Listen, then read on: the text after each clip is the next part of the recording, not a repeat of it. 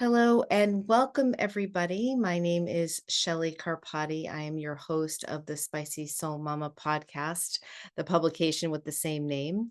I am a um, mindfulness facilitator, and I have workshops that help everyone through the self care practices of mindfulness, writing, and active listening. So, on this show, I bring people together to talk about spiritual path, growth, challenges in these real and authentic conversations.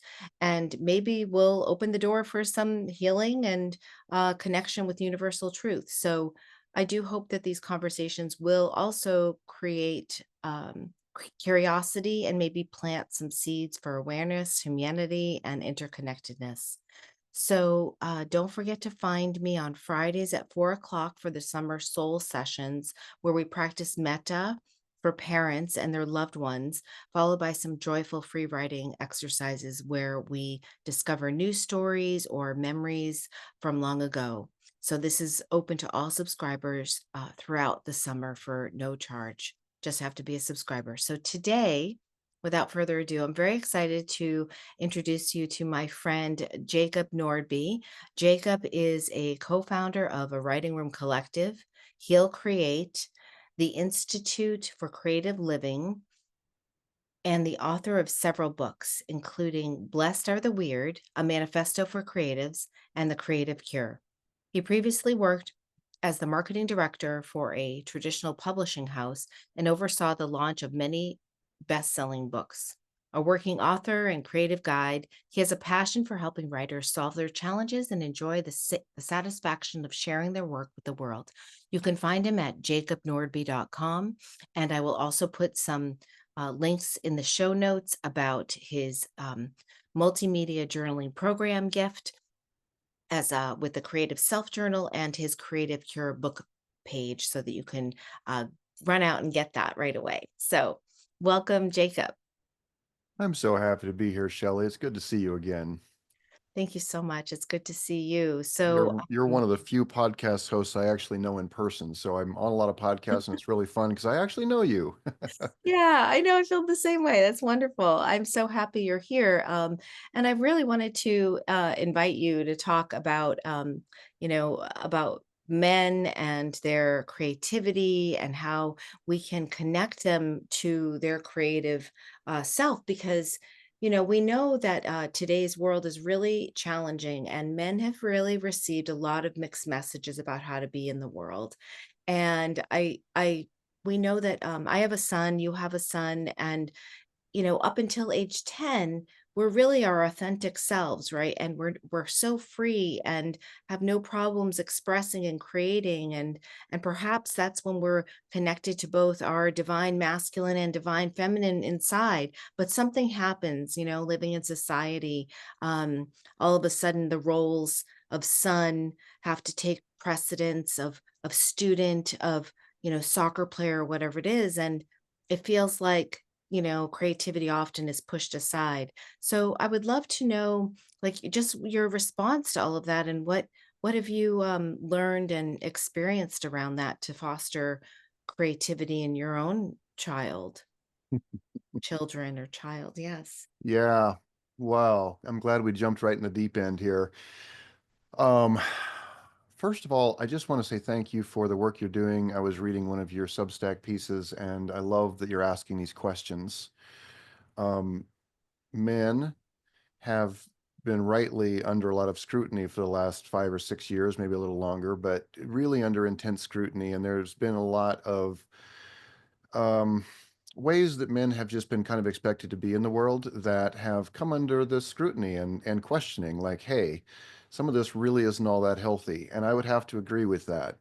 And and there has become a trend of men are garbage, the way men are is just trash. And so I love that you're approaching this with curiosity and honesty. Mhm. As a woman, as a mother, as a wife, I think that just opening the conversation is so crucial right now, and also making it feel as though men are being invited into more of who we really are rather than saying who you are is bad. because I Yeah. think there's a lot of those messages out there, and I think you alluded to that a moment ago. Yeah, thank you. I'm so glad you agree with me on that and you see it. What happened for you growing up because you're an accomplished writer, obviously very creative and helping others to be creative. So what was the message for you that enabled you to continue on that path?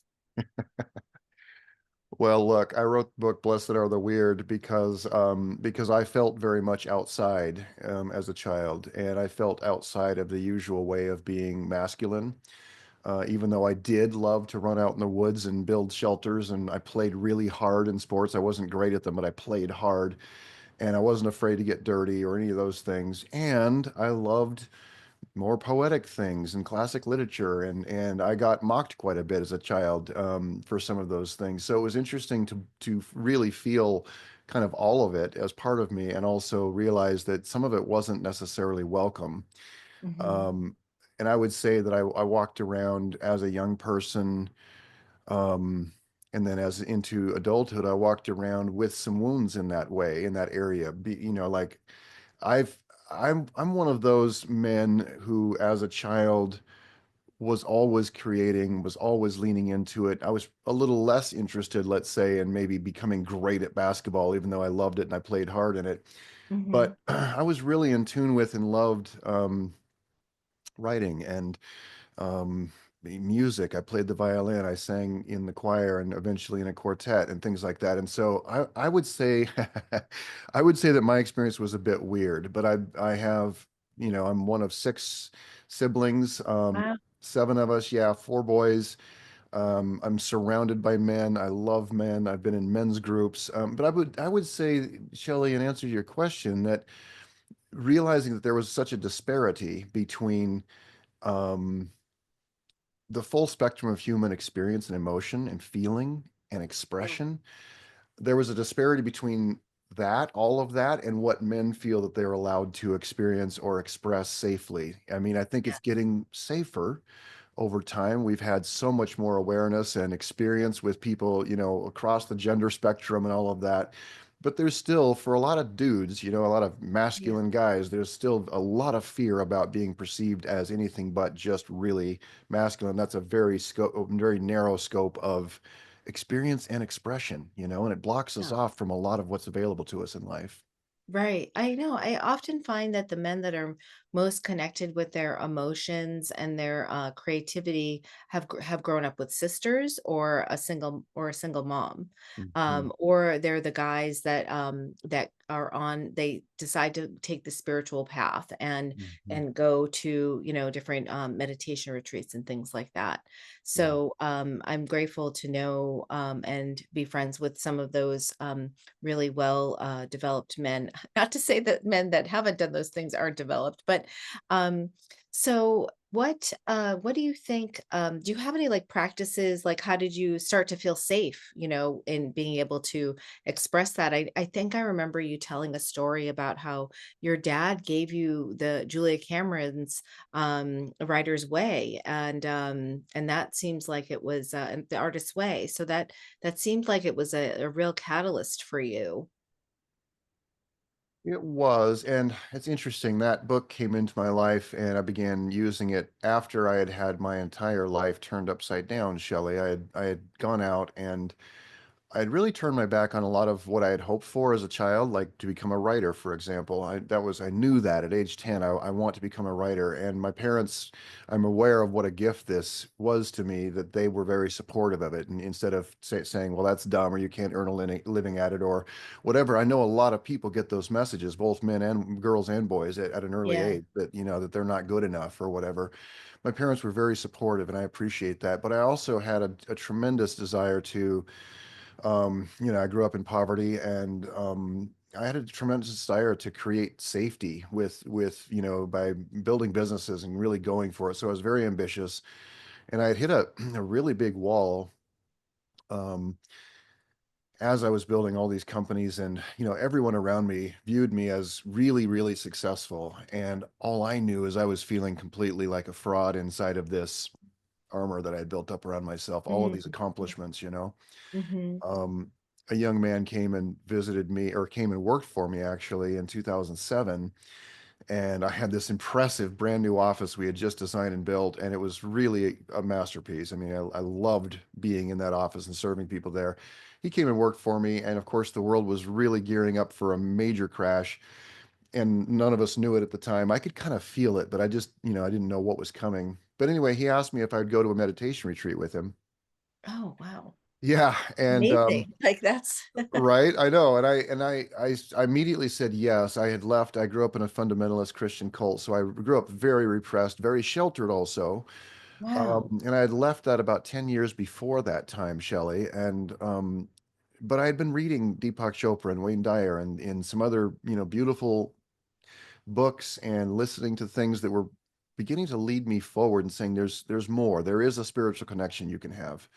And so um turned out to be a shamanic initiation. This meditation retreat was not just sitting on pillows meditating. We were we were actually given DMT, which is one of the most powerful chemical experiences you can have. It essentially can trigger for a lot of people a form of a near death experience, and that's what I experienced. And I'm telling you all this kind of ahead of some of this other stuff for a reason, because Yeah. that was where I got this glimpse of myself completely stressed out, completely exhausted, on the brink of a nervous breakdown that I didn't know was coming. Wow. Yeah, and it was largely because I was living the story I thought I was supposed to live, the story of success, the story of achievement. Um, and the armor I'd built up around myself did not fit. It never had fit. I was a very sensitive young person. I was sensitive all my life, but I began building up this armor and trying to act more masculine and aggressive than I really felt inside, in terms Yeah. of, how we see or how we assume men will be hard and very driving. And, there's a lot of those messages, and some of them have gotten Yes. very loud in our culture lately. I see you Yeah. nodding. Yeah, I'll take a drink while you Yes, respond to yes. Yeah, yeah, I know. There's a lot of really intense messages right now. that.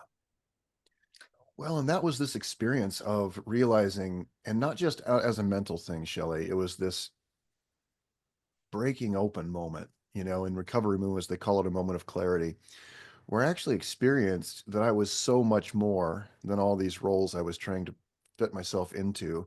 And each one Mhm. of those roles is important. It's not like we're getting rid of being a father or a brother or a friend or whatever, but I Yes. realized that I was trying to fit into these roles, especially societal roles. And so when all of that eventually, I went home from that retreat kind of like just spun. I had no idea what I was going to do with that experience when I took it back to my life. And a year later, the mortgage meltdown came along and just wiped everything out. And so I really lost a lot of those identities, a lot of those roles. Wow. It all just went away. I lost all my money, the house, and it was completely turned upside down. So I moved to Austin, Texas, really just seeking to have a place I could figure out what was next with my then wife and three little kids. And Okay. Yeah. yeah, that's when I pulled that copy of The Artist's Way out and took it to work with me. I was working in a warehouse by myself, and so between box orders, I sat there and started reading it. And I remember right away just feeling like, oh my God, this is exactly what I need right now. I was emotional. I had tears on my face, and I began doing the exercises, the morning pages, Yeah. Yeah. and all of it. And that's when I began to realize that by ignoring my calling, my creative calling to Yeah. write as one aspect of it, I was really shutting down part of myself. Yeah. And I wasn't letting it have any space in my life. And I'd like to just say here, Shelley, that for men especially, but for all of us, how we have defined creativity, our story about what it means, Yes. is one of the huge limiting factors. Because, well, you met me through some of these experiences, retreats and different online things, and you know, because you've been there and you've been doing this for a long time, that 95% of the people who show up to these things are women all the Yes. time. Right. Right. Yeah. Same Yeah. thing with therapy, you know? Yes. Exactly. I think the brave men are the ones that are doing the work, like whether it be creative and putting themselves out there. And what's so contradictory to me about what you just said is that Yeah. we listen to men play music, like there's a lot of men that are very popular, like Bono, Yeah. sensitive, like beautiful, music from U2. There's a lot of men that are in the zeitgeist that are being these fully creative souls. And Yeah. yet there's this contradiction. And also some of our greatest writers, we only study in school. A lot of times they're featured men, and then they have to have a special course for women writers, so Yeah. kind of a thing. Yeah. So it's really strange and contradictory. And also I do want to acknowledge that the men that do show up, like I just think it's wonderful and they're brave, and we need more of them in these writing spaces because it creates this diversity of experiences and thought for us to understand what Yeah. a man is going through during their creative Sure. process, which we don't know unless, we read. So, Well, truly. Yeah. And what's interesting, Shelley, is that I think that's one of the barriers, and it is for men and women, but I think for men, there's this barrier that says, unless this is going to turn into something that's going to make me a tremendous provider or yeah, make me significant in some way, famous, wealthy, once a man crosses that line, men looking on go, you have permission to kind of be whatever you need to be because you yeah, crossed the line. Now you're successful, right? right. And so so many men, I mean, I would say the majority of men I know, and I know some really cool creative dudes, but the majority of men I know, if I were to ask them, what are you up to creatively, they would say, "Oh, I'm not that creative." And Yeah, they began to shut down. You said ages 0 to 10 earlier, and I would agree with that. I would say that by the time most of us get into kindergarten and then into first grade, and this applies to men and women, but men especially begin to quit giving themselves permission to do anything but the obvious outward masculine stuff like sports and right. things like that. Yeah. Right, right. Yeah, Yeah. it's really quite tragic. I mean, it's just I think that, we are still just so caught in our roles and definitions, despite the fact that we have so much diversity today of expression and gender expression. And I it's and I kind of and existentially I kind of feel like it's actually the way it always was way back, and it's just being revealed again, but that's a different, longer conversation. So, which I'm Well, still like, yeah. I feel like any one of these threads could go on for hours, and I love I that. know. Because it's a big topic, Shelley, and you Yeah, rightly have been bringing attention to that it's not a quick fix.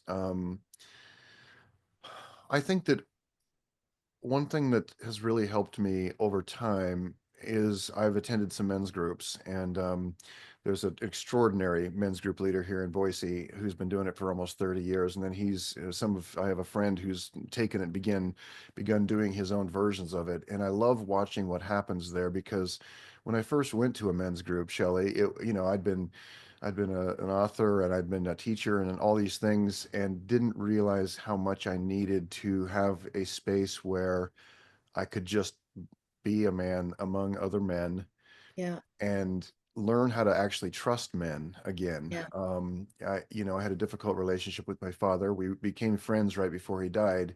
yeah, And that was really healing. But, I didn't trust men very much is the truth because my way of being, being more sensitive, more open to artistic things and intuitive things and all that, was often mocked or didn't fit in well, right.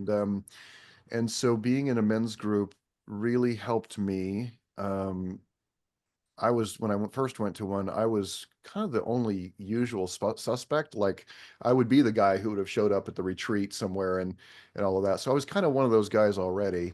Yeah, But I was surprised to see that I was basically the only one there like that. Everyone else was what we'd call a very standard dude. uh-huh, Heavy equipment operator, and this guy's an engineer, and this one's a lawyer, and they were across the spectrum of vocations, but very, very much not the spiritual type or the creative yeah. type. And I loved that because it actually let me relax. And during that period of time, I was also really studying Robert Bly's Iron John. You've probably read that. Have you read that book? Haven't, no, I know Robert Bly is pretty amazing, but Iron John would be a big one. Yeah, I'm gonna write it down right now. Yeah, I suspect you'll especially like it. Some guys find it a little bit difficult because he gets into mythology and archetypes and all of that. Of course, Oh, I'm all about that stuff. yes. But the through line is that Robert Bly is saying, men, you need to find your deep masculine. And Mm, that's underneath the surface of all of these messages that we've been told this is who a man is, this is what a man does and how he can be. The deep masculine is something that's really powerful. And you used the terms divine masculine and feminine earlier. Is probably very much like that. I think that those can get a little caught in the spiritual jargon, where people then immediately assume, oh, well, then that means this. And the truth right. is, and it is much like how I see creativity, Shelley. Uh-huh. As I see creativity, that is our life force. Yes. I love that. I love that. I love that connection. I That's said our energy. yes. That is not meant to just come out in some floaty, artsy, whatever. It does come out in those things, and it requires being open to feeling and to intuition and to much less linear logical types of ways to let it truly come out all the way. But the truth is, it wants to come out in every part of our lives. It wants to come out in our relationships, in how we do our work. And the people, especially the guys who say I'm not that creative. I remember walking Yes. through my brother's office. You know my brother Nate, and he was running a tech company at the time, and he was asking me about this book I was writing, and then I said something about it, and he just looked at me and turned and looked at me and said, I'm just not that creative. And then we walked into his office, Yeah. Shelley. He sat down in front of his desk, and there were two screens, and they had what to me looked like the Matrix. It was like all this code, Oh and my I gosh. watched Nate. Yeah, I watched Nate's posture change. It was like he Oh, was a master pianist sitting down in front of his grand piano. He just went into a different state. He forgot I was wow. there. I put my hand on Wow. his shoulder, and I said, Nate,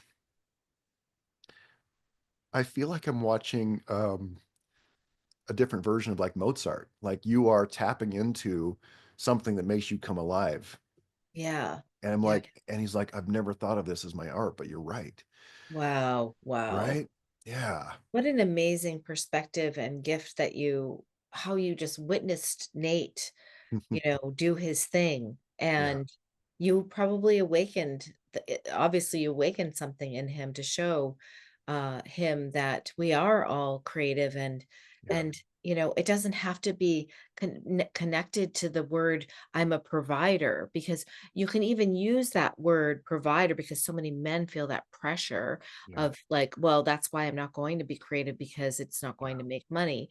But the thing is that, like you were saying, there is this creativity through line that can happen in everything that you do, whether it be working with numbers, Yeah. whether it be working in the yard. Part of I remember in your book, you described how, whether it's you're out chopping wood, whether it's you're cleaning your bathroom, if you're in the zone, if you're running, like when you're in the zone, you're Yeah. tapped into that chi, that life force, that soul, shakti or whatever, all the different terms that are in your body. Yeah. Um and I myself like have to really get quiet in order to do that. I have to have Yeah. um I don't know if I'm, ADD or whatever, but I have to have like music. I mean, I feel like everybody is in today's attention economy, like, Yes. driving us crazy.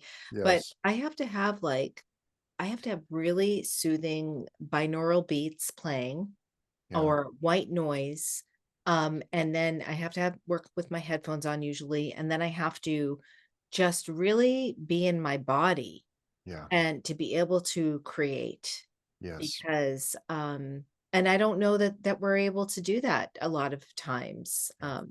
And so what would you suggest for like, do you have any ideas of like what could men do just to start, tapping into this, life force of creativity?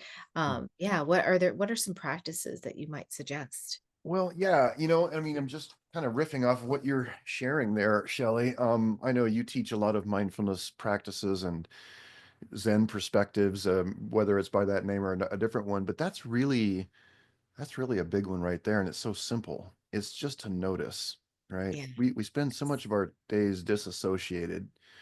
I do. Most of us do. As you mentioned in our attention economy, our attention, our awareness, our ability to be mindful of what's happening in this moment is Yeah. often broken into 1,000 pieces. Notifications are going off, and people are coming into the office or wherever we are into the living room, and so we're deeply interrupted a lot of the time. And so I'd say one of the simplest things to become more aware of our aliveness, and I use that as a synonym for our creativity, Mm, is to simply notice when we are feeling alive, and also when we're not feeling alive. Like when I'm feeling this is just completely by rote. Oh my God, I hear this from guys a lot. Oh my God, this job just kills me. yeah. And the truth is, some things need to be adjusted. Sometimes we need to find a different line of work or whatever. But a lot of times it comes down to getting present in the moment and saying, oh, wait a minute, this is my life. If we want to use more of a stoic phrase, a lot of men tend to resonate with those memento mori, like remember you're gonna die. And Yes. that's not this morbid awareness. It is the awareness that is meant to bring us back into this moment and say, how am I being alive in this moment? And Beautiful. can I turn that on a little more? Can I be a little more alive, a little more honest, a little Yes. more real? That by itself, I feel like, is such a shift for us. Yes. Right? It's like, how am I just showing up in this robotic role that I Yes. think I have to play? What if I did something a little different, kind of like Mr. Keating in Dead Poet Society, helping Yeah. his students take a different perspective, make them stand on their desk so they Yes. could Yeah. see the world through different eyes? How can I, even without being so dramatic, how can I wake myself up inside of my life and say, this is Yes. my life? This is Yeah. my life. So true. I mean, it's so easy when we get into interactions with people. If we're going into a meeting, if we're going into an interaction with somebody that we're communicating with, um, we forget to be in our bodies like that first. Like, this is my life. How am I going to witness? It's all about becoming the witness and, like imagining our like body or soul like above us looking down like as looking at our the play of life, and Yeah. how can we make it better in that moment? And I often tell people, like, hey, if you're going into a meeting or in a conversation, typically people have an agenda, right? And Mhm. they want to accomplish something. What Mhm. if you didn't want to accomplish anything in that interaction? What if you just went in there and just witnessed and listened to that, truly listened to the person in front of you? It's one of the greatest gifts. And you also, to the person, and it's also a great gift for the person that's listening because they don't have an agenda and they don't have to achieve anything. And so even though I'm like completely present with you here and now, and I'm just really enjoying, like if I was to do that in this exchange, I'm really enjoying, yes, our agendas are here to just we're being creative, we're expressing Yeah. ourselves, we're sharing our experiences and our beliefs and hopes for for people and men in general to connect to their Yeah. aliveness. I was with a group the other day, and it wasn't for any particular purpose. Everyone was just hanging out. But I just noticed how many of the guys around me seemed deeply uncomfortable with um, making eye contact with each other, Mhm. with asking questions, Yeah, and actually listening to them. So I'm reflecting what you're saying is so crucial. And a lot of this can feel mysterious and not very linear, Shelley. I would say that one thing that I would ask men to ask themselves, how alive do I feel inside of my life right now? beautiful. How Yeah, alive do I feel in my romantic partnership if I have one? yeah, How alive do I feel in my work?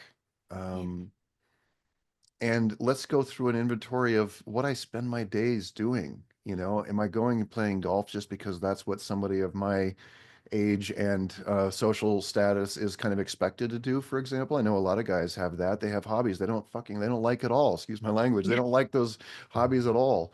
Yeah. But it provides a facsimile of community and connection. It provides Yeah. them something to do. It Yes. props up an idea they have of themselves. But if you really get them behind the scenes, no, that's not the case. Many men love it and feel totally alive on the golf course. This is not taking a shot at anyone's hobby, Right. whether Right. it's fishing or golf or anything. Right. It's the question of, am I actually alive in this? Is this still who I am? Yeah. Is this Yeah. an expression of what I really want for my life? And then being willing to answer it. Because here's Beautiful. the thing, the answer to that question, where where am I alive inside of my life? And then looking at the places that don't feel alive is Shelley. It's like a tree.